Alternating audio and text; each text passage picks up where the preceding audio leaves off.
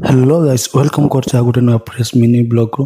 Guys ମୁଁ ବର୍ତ୍ତମାନ ଡ୍ୟୁଟିକୁ ବାହାରିଲି ଏବଂ ପିଲା ମଧ୍ୟରେ ଗୋଟେ ମୁଁ ଯାଇକି ମୋ ସାଥୀ ସେ ଆଗ ଆଗ ବାକେଟ୍ ଧରିକି ଯାଉଛି, ମୁଁ ପଛେ ପଛେ ଭିଡ଼ିଓ କରିଛି ଏବଂ ଫାଇନାଲି ଆମେ ଗଲୁ।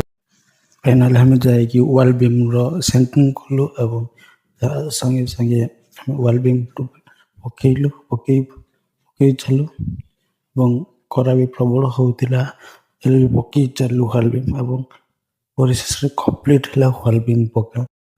ଦେଖନ୍ତୁ ଏମିତି କିଛି ୱାଲ୍ ବିମ୍ ପକା ହେଇଛି ଆଣ୍ଡ କିଛି ସରିଲା ପରେ କିଛି ସମୟ ଆମେ ରେଷ୍ଟ କଲୁ। ରେଷ୍ଟ କଲା ପରେ ସାଙ୍ଗେ ସାଙ୍ଗେ ବାହାରି ପଡ଼ିଲୁ ଫାଉଣ୍ଡେସନ୍ ଭିତରେ ମାଟି ପକାଇବା ପାଇଁ ଏବଂ ଶେଷରେ ଏହି ନଦୀର ଭ୍ୟୁକୁ ଦେଖି ଆପଣମାନେ ଆମ ଭିଡ଼ିଓକୁ ଲାଇକ୍ ସେୟାର ଫଲୋ କରିବା ସହିତ ସବସ୍କ୍ରାଇବ୍ କରନ୍ତୁ।